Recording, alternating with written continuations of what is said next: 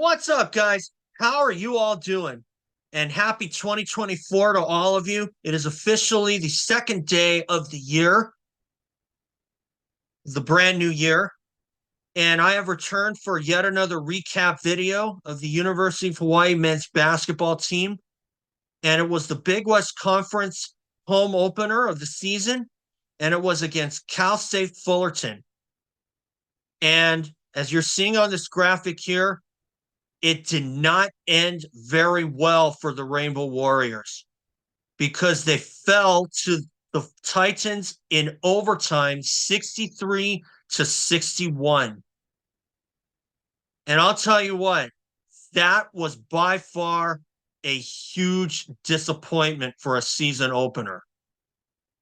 I've already given you the final score. And just a reminder, everyone, before we get started here, just remember, subscribe. That's how my channel grows. That's how all channels grow. I got my channel remonetized on December 1st, 2023, and I want to be able to keep it. And the only way I can do that is with your help, is if you hit the subscribe button. So let's get started.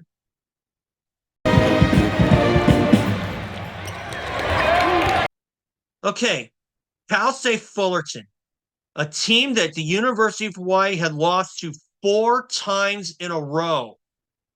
And as you heard me say earlier, nothing changed. They fell to Cal State Fullerton yet again. This is 5 times in a row. And I can honestly tell you that was a very frustrating, angering, whatever you want to call it. Because, I mean, Cal State Fullerton, they were without their lead scorer, Max Jones, and I don't see him playing at all by the time UH goes to Titan Gym to face off against them at their place. And I'll tell you this, the fact that they have numerous guys step up like Vincent Lee, Grayson Carper, and Tony San Antonio, and of course, Dominic Brewton, their lead scorer, was 17. That is going to be yet another battle. And I really hope that the University of Hawaii comes out the winners there, because we know all good things come to an end. And for Cal State Fullerton, that will come to an end sometime soon. It's a fact. And I'm not trying to diss them at all.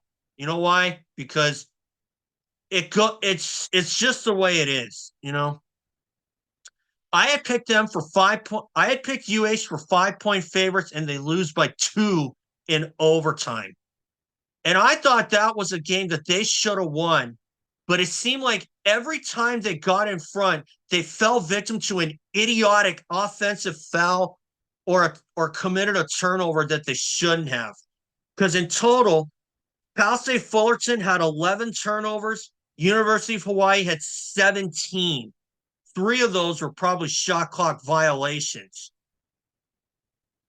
And for the University of Hawaii, Bernardo da Silva led the way with 15 points and a double-double with 10 rebounds. I thought da Silva showed a lot of fight in him. And the fact that it came out in a losing effort almost makes it all for naught.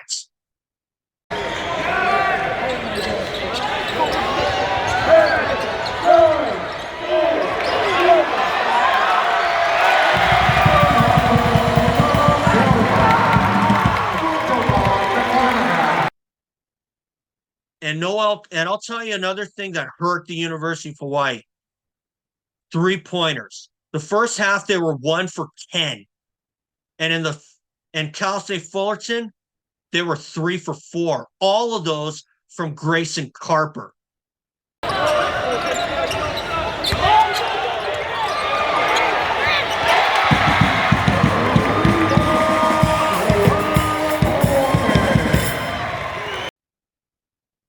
And they only attempted 2 3-pointers in the second half. Both of them were misses. UH was 4 for 10. They started out the second half really strong with a 10-2 run. But every time they got in front, they either committed a silly turnover or fell victim to an offensive foul that should never have been called in the first place. And that's what really makes it frustrating, you know. They had 7 turnovers after the first half, University of Hawaii I'm talking about, and they have 10 in the second half, and of course overtime. 10 total turnovers, counting overtime. The unfortunate, and of course, I'll get to the overtime period in a moment, but what really hurt the University of Hawaii as well is the fact that Javon McClanahan, who was 0 for 5 the entire night, made this 3 at the buzzer, but it was not honored because it was still in his hands. Take a look at this.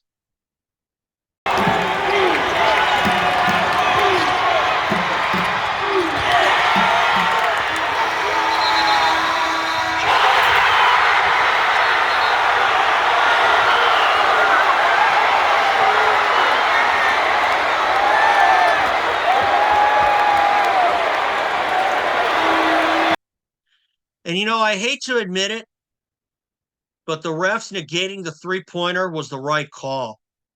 I looked at my phone because I got all my shots with my phone, all my B-roll, I should say. I looked at my phone, and unfortunately, it was the right call. But that was one hell of a shot, not going to lie to you. And here's what Bernardo da Silva had to say about it, about if he thought it was going to be counted or not, I should say. I mean, I had a pretty good view of it. I kind of knew that he shot after the buzzer beat, so I kind of knew that it was going to head to overtime. And then, yeah, we just got focused to play overtime. Yeah, apparently there was no hope in the University of Hawaii basketball camp. But you know what? Noel Coleman really summed up this loss in a nutshell regarding the slow start in the first half. Take a listen to this.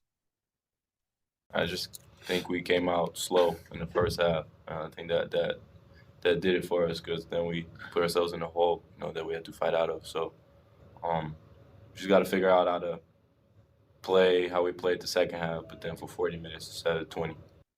Yeah, they started out the first half pretty slow, but honestly, I thought it was kind of neck and neck until Fullerton was the first to go on a significant run, and they pulled out as much as a 9-point lead. And for to take the lead and not lead by more than 3 is not only frustrating, it's a sign of total injustice.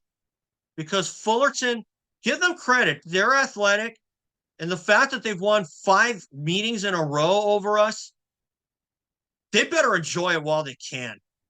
Am I going to call UH the winners at Titan Gym? No. Am I going to call Fullerton the winners? No. I'm going to do that when we cross that bridge. But you know what? University of Hawaii needs to work on their starts, because as far as I'm concerned, they've got just about every corner covered, maybe with the exception of the inside game. But honestly, I think Bernardo da Silva's kind of picking up the slack, as is Moore Sec. And Moore, he had 3 points, all from the free throw line. I was expecting him to do a lot better than 3 points. But unfortunately, he was 3 for 6, and he didn't even get to take a shot. I mean, he did try one, but he ended up getting fouled, and being sent to the free throw line. But for to lose this one without Fullerton's lead scorer and Max Jones, that's a tough one to take. But honestly, am I placing any blame on the referees for all those offensive calls? No, because that's not going to help. That's not going to help one iota. Some of them I thought were legit. Some of them I thought were just really ticky-tacky, and the fact that I think Fullerton got away with some, but it is what it is. But in the overtime period, it was 7-5 Cal State Fullerton. UH was only held to just one field goal made to only 2 from Cal State Fullerton, and they were 2 for 4 in the overtime period. UH was 1 for 6. But I think the biggest problem of all, UH was 5 for 23 from three-point range. But on a good note, Noel Coleman cracking 1,000 points as a Rainbow Warrior. So kudos, Noel. Shout out.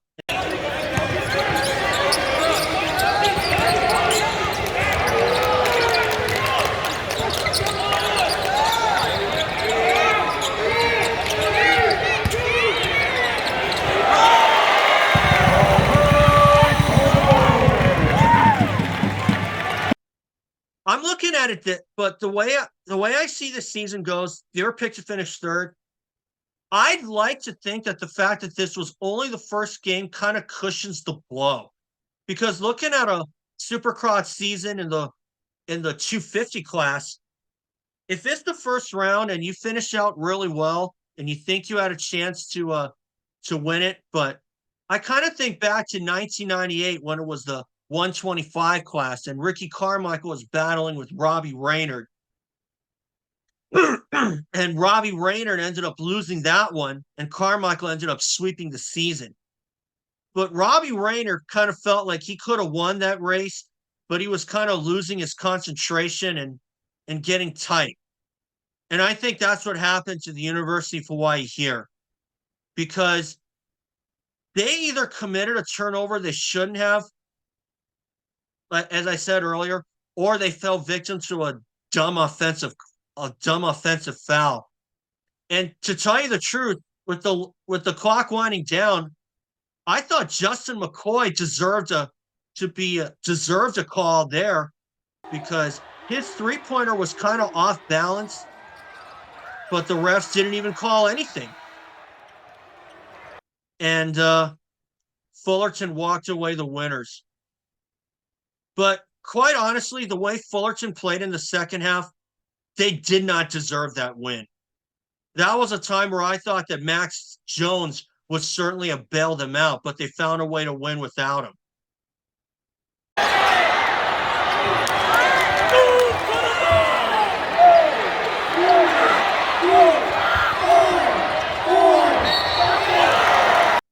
But you know what? We're moving forward. I like to think that the fact that this was only the first conference game and you got 19 more to go, I like to think that it's only the first game, so that kind of cushions the blow, albeit maybe a small bit. But you want to win your games early and often. But I'll tell you this. If you count the exhibition matchup against St. Mary's, UH went on a 5-game win streak after that before falling to Utah. Now, do I think UH is going to win 5 in a row with this upcoming stretch? I sure hope so. But I like to think we have a chance, because up next is Bakersfield, and then on the road, and then CSUN. I believe that we will come away with at least one win. But the back of my mind is telling me we're going to come away with 2 wins, because CSUN, you can't really take these two teams lightly, but CSUN you definitely can't take lightly, because they took down UCLA earlier in the season. And they're part of the Pac-12, UCLA, I'm pretty sure. I'm pretty sure they're part of the Pac-12. But for CSUN to take down a high-powered team like UCLA is a pretty big statement. Am I saying that CSUN is going to take down the University of Hawaii? No. Do I think that we can win against them? Yes.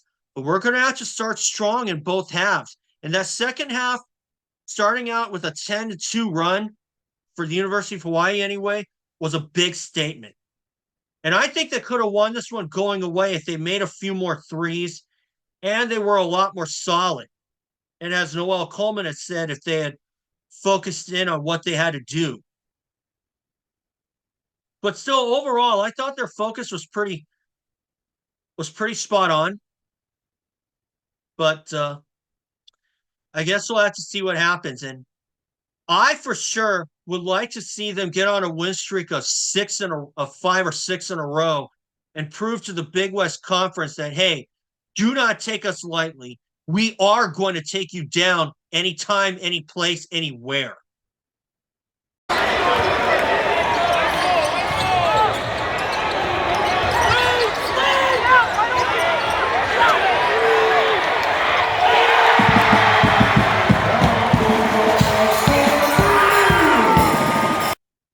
So we'll look forward.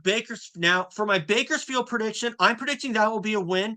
We were able to get 2 wins against them last season and again in 2022.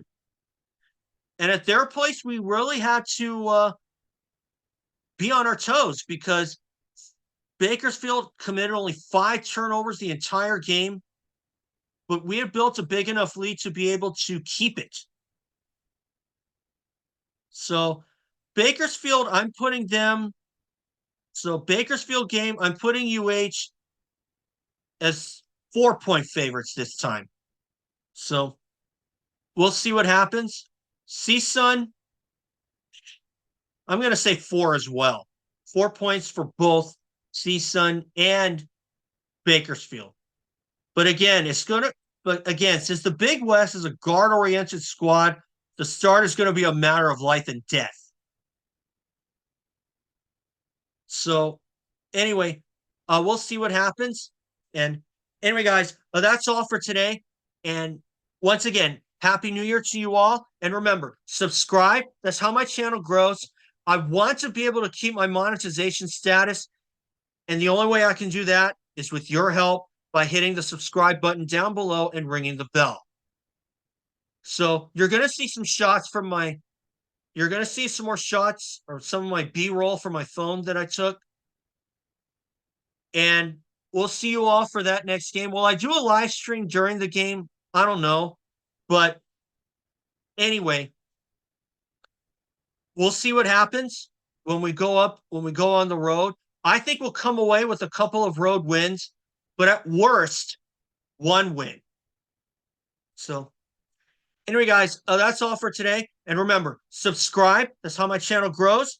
Thank you all for watching, and we'll see you all next time. Well, I'm a punter, everyone. And Happy New Year.